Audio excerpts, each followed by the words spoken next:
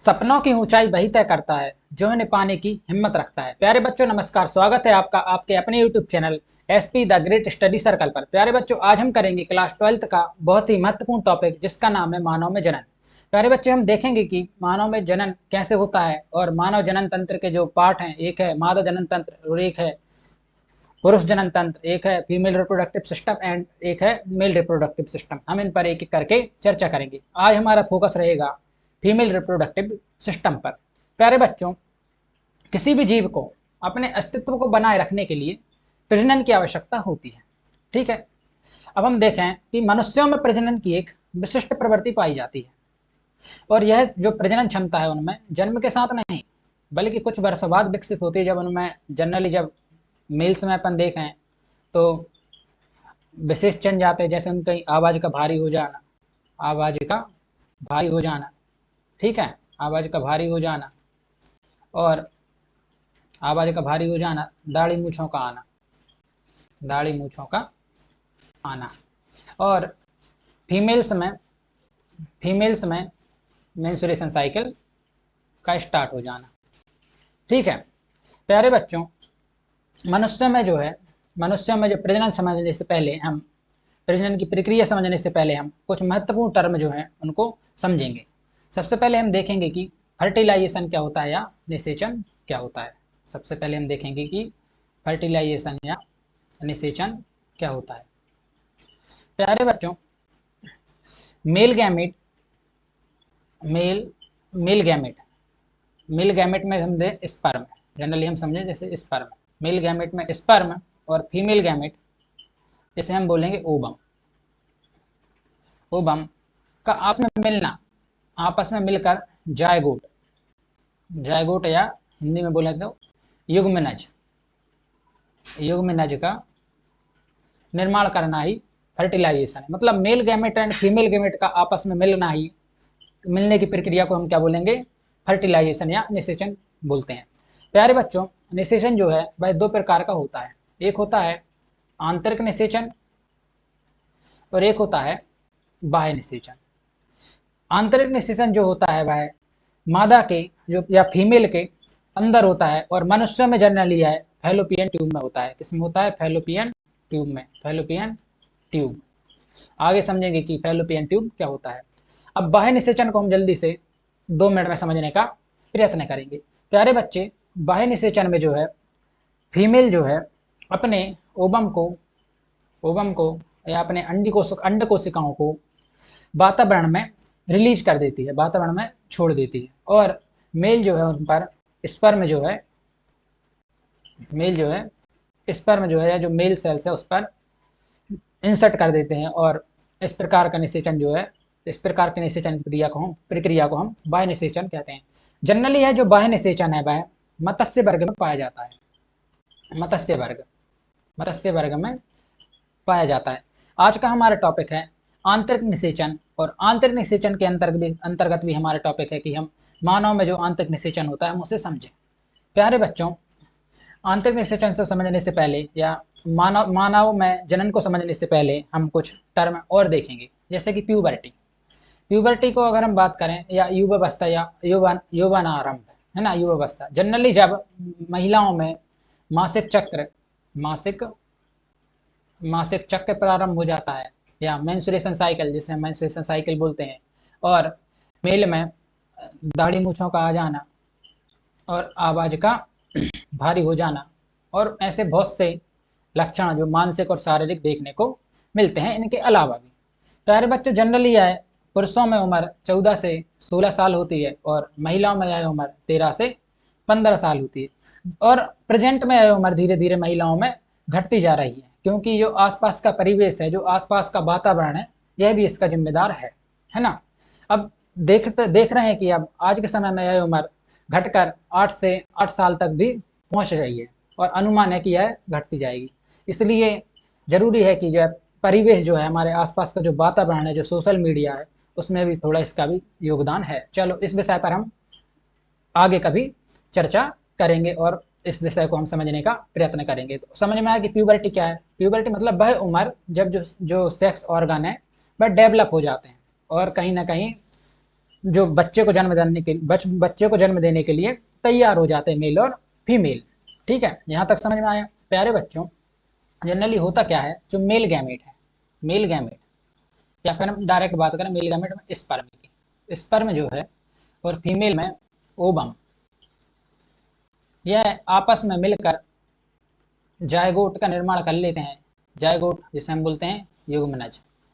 Zygote जो है बहुत ही कमजोर, जो है कमजोर सेल्स होती है, कमजोर सेल्स होती है। इसलिए कई बार जो डॉक्टर जो हैं वह सलाह देते हैं कि आप इस जायगोट बनने के बाद या इस कंडीशन के बाद आपको दोनों जनरली रनिंग करना है, बहुत सी चीज़ों में के लिए मना कर देते। चलो इस पर भी हम बाद में विशेष चर्चा करेंगे। आज हम बिल्कुल जनरल जानकारी लेंगे। ठीक है, जायगोट बनने के पश्चात भ्रूण का निर्माण होता है। भ्रूण जिसे हम अंग्रेजी में बोलेंगे, इंग्लिश में बोलेंगे एम्ब्रियो। एम्ब्रियो के बाद जब तक वह गर्भ में रहता है उसे हम भ्रूण ही बोलेंगे, उसके बाद ही बच्चे का जन्म हो जाता है। ठीक है प्यारे बच्चों, मानव में जन्म को समझने के लिए हम जनरली दो पार्टों पर विशेष अध्ययन करेंगे। पहला है मादा जनन तंत्र और एक है पुरुष जनन तंत्र। तो प्यारे बच्चों, आज का हमारा टॉपिक रहेगा मादा जनन तंत्र। अब हम देखें कि ये जनरली ये देखा गया चित्र में कि जो जनक कोशिकाएं हैं, जो जनन कोशिकाएं, एक है मेल और एक है फीमेल। मेल में हम देखें तो स्पर्म, फीमेल में देखें तो ओवम, आपस में मिलकर फर्टिलाइजेशन या निषेचन करके, जो अभी अपन ने समझा कि निषेचन क्या होता है, निषेचन करके जायगोट का निर्माण कर लेते हैं। जायगोट के बाद भ्रूण का निर्माण होता है और भ्रूण से ही बच्चे का निर्माण हो जाता है। ठीक है प्यारे बच्चों, इस प्रकार हम देखेंगे अब कि आज का हमारा चर्चा का जो मुख्य बिंदु रहेगा वो रहेगा मादा जनन तंत्र, और मादा जनन तंत्र पर ही हम पूरा अपना फोकस करने का प्रयत्न करेंगे। प्यारे बच्चों, फीमेल में जो है प्रजनन की तैयारी तब से ही प्रारंभ होती है जब वह गर्भावस्था में होती है, माँ के अपने गर्भ में होती है, माँ के अपने गर्भ में होती है ना। मादा में जो है लाखों अंड कोशिकाएं, मतलब लाखों ओवम सेल्स जो हैं, लाखों ओवम सेल्स जो हैं तभी बन जाती है जब वह अपनी माँ के गर्भ में होती है, और किशोरावस्था आने पर यह एक के बाद एक रिलीज हो जाती है। हाँ, आपके सामने मादा जनन तंत्र का चित्र प्रस्तुत है। इसके पार्ट हम देखेंगे कि इसका प्रमुख अंग जो है वो है अंडाशय। इसका प्रमुख पार्ट है अंडाशय, और इसके अलावा अंडवाहिनी है, फैलोपियन ट्यूब जिसे हम बोलते हैं, जहाँ पर निषेचन होता है ना, गर्भाशय, गर्भाशय ग्रीवा, और योनि मार्ग जिसे हम इंग्लिश में बोलेंगे विजाइना। ठीक है, चलो एक बार देखते हैं कि मादा में प्रजनन की क्रिया तभी प्रारंभ हो जाती है तब मादा अपनी माता के गर्भ में होती है। मादा में लाखों संख्या में अंड कोशिकाएं तब बन जाती हैं जब वह माता के गर्भ में होती हैं। किशोरावस्था आने पर मात्र इन अंड कोशिकाओं का विकास होता है और प्रत्येक महीने में एक एक अंड कोशिका एक के बाद एक दोनों अंडाशयों से निकलना प्रारंभ हो जाती है, जिसे हम मेंस्ट्रुएशन साइकिल या मासिक चक्र कहते हैं, जिसे हम आगे समझने वाले हैं। प्यारे बच्चों, सबसे पहले हम समझेंगे कि मादा जनन तंत्र का मुख्य अंग जो होता है अंडाशय, जिसे हम बोलते हैं ओवरी, जिस प्रकार यह की चित्र में स्पष्ट है। ओवरी या बादाम के आकार के दो अंडाशय होते हैं, जिसे हम बोलते हैं एक जोड़ी या फिर संख्या में या दो होते हैं। इस प्रकार से अंडाशयों में अंड कोशिकाएं या ओवम्स ओवम्स जो है वह मौजूद होते हैं, जो कि गर्भावस्था में ही जब मादा अपने माँ के गर्भ में होती है तभी बन जाते हैं, और मेंस्ट्रुएशन साइकिल आने पर या इनका केवल और केवल विकास होता है, या यौवन आरंभ होने पर, युवावस्था आने पर इनका केवल और केवल विकास होता है। यह जो ओवम है मेंस्ट्रुएशन साइकिल आने पर एक के बाद एक करके प्रत्येक महीने एक के बाद एक अंड कोशिका, एक के बाद एक अंडाशय से रिलीज होना स्टार्ट हो जाते हैं। जिस प्रकार जैसे कि हम समझें कि पहले महीने इस वाले अंडाशय से ओवम से रिलीज होगा और अगले महीने इस वाले अंडाशय से ओवम से रिलीज होगा, और यह प्रक्रिया लगातार चलती रहती है। अभी हम आगे बात करेंगे मेंस्ट्रुएशन साइकिल के बारे में कि मेंस्ट्रुएशन साइकिल क्या होता है। ठीक है, तो ये हुई अंडाशय पर चर्चा। तो देखो, स्त्री जनन तंत्र जनन प्रक्रिया के अतिरिक्त भी कई कार्यों का निर्वहन करता है, मतलब और भी अनेक कार्यों का निर्वहन करता है, जैसे निषेचन है ना, भ्रूण का विकास करना, दुग्ध आदि है ना। तो स्त्री जनन तंत्र के भाग हमने देखा ओवरी के बारे में अभी। ठीक है, कंटिन्यू करते हैं। सबसे पहले ओवरी के बारे में हमने देखा, अब हम देखते हैं फैलोपियन ट्यूब। फैलोपियन ट्यूब जहां पर निषेचन होता है, फैलोपियन ट्यूब क्या होता है कि मासिक चक्र आने पर अंडाशय से जो है अंड सेल से निकलकर अंड सेल निकल या ओवम सेल निकलकर फैलोपियन ट्यूब पर चिपक जाती है और स्पर्म द्वारा इस पर यहाँ पर निषेचन की प्रक्रिया संपन्न होती है। अभी हम आगे समझेंगे। ठीक है, तो प्राथमिक या मुख्य अंग अंडाशय पर हमने चर्चा की, जैसे कि अब नोट्स में देखें हम। यह मादा का प्राथमिक लैंगिक अंग है जो मादा के युग्मक या अंड का निर्माण करता है। निर्माण तो पहले हो जाता है, युवावस्था आने पर केवल और केवल क्या होता है, विकास होता है। ठीक है, यह उदर के नीचे दोनों ओर एक एक अंडाशय होते हैं, जो एक जोड़ी होते हैं और संख्या में 2 होते हैं।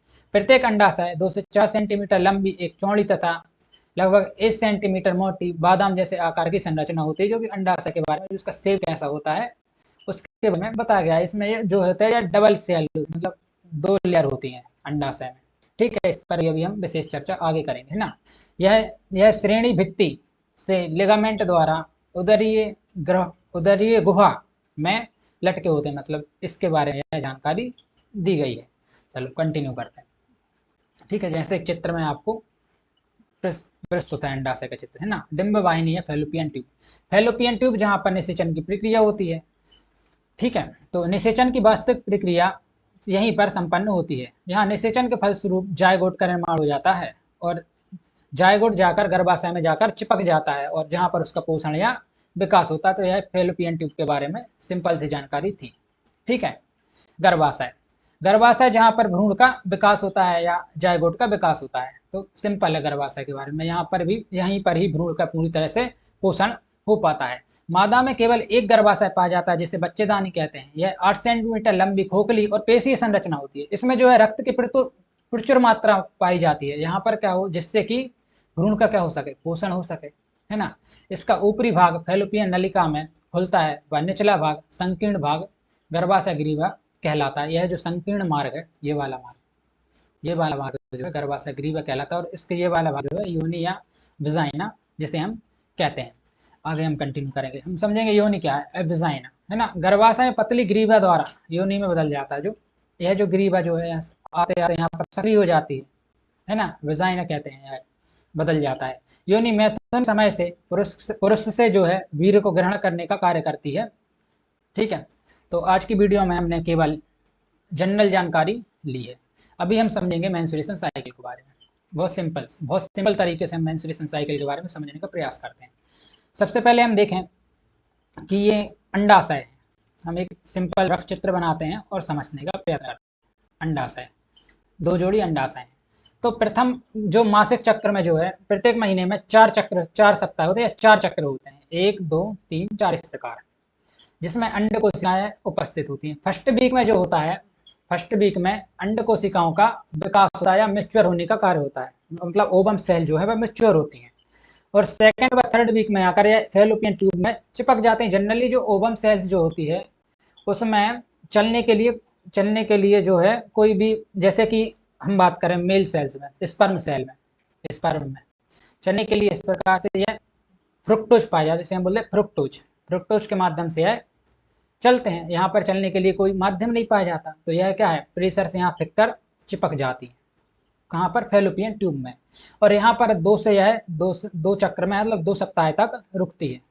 इस बीच यदि स्पर्म आकर इस पर मिल जाता है या निषेचन की प्रक्रिया स्पर्म मिल जाते हैं तो निषेचन की प्रक्रिया हो जाती है। इस प्रकार ऐसे बहुत सी संख्या में स्पर्म जो है योनि मार्ग से एंट्री करते हुए ग्रीवा और गर्भाशय होते हुए फैलोपियन ट्यूब में जाकर इस प्रकार ऐसे निषेचित कर देते हैं। यदि निषेचन की प्रक्रिया होती है तो भ्रूण का निर्माण, मतलब युग्मनज या जायगोट का निर्माण हो जाता है और जायगोट से ये इस प्रकार ऐसे मेल गैमेट फीमेल गैमेट इस प्रकार आपस में मिलेंगे, तो इस प्रकार जायगोट का निर्माण हो जाएगा। और जायगोट क्या है, यहाँ पर गर्भाशय में जाके चिपक जाए और यहीं पर भ्रूण का निर्माण हो जाता है।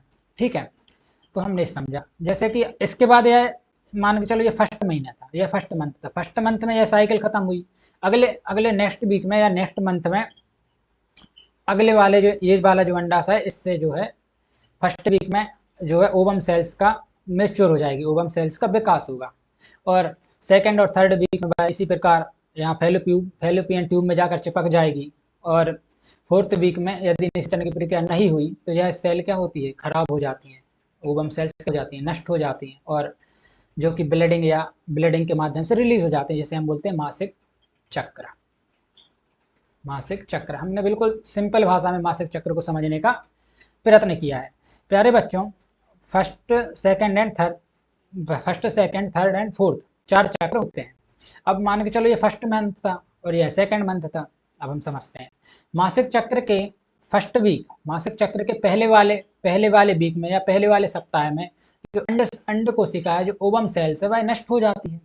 तो इस बीच कोई भी अगर संबंध बनाता है तो इस बीच निषेचन की प्रक्रिया नहीं हो पाती और परिणाम स्वरूप बच्चा नहीं हो पाता है। इसी प्रकार मासिक चक्र के सेकंड वीक, मतलब मासिक चक्र खत्म होने के बाद वाले सप्ताह में, उस सप्ताह में क्या होता है कि जो ओवम सेल जो होती है वह मैच्योर होती है, उसका विकास होता है। इस बीच भी क्योंकि वह पूरी तरह विकसित नहीं होती, फैलोपियन ट्यूब में नहीं आ पाती, तो इस बीच भी यदि निषेचन की प्रक्रिया या संबंध बनाया जाता है तो जो बच्चा है वह जायगोट का निर्माण नहीं हो पाता है। ठीक है, तो उम्मीद है कि आपको आज समझ में आई होगी जनरल जानकारी फीमेल रिप्रोडक्टिव सिस्टम के बारे में।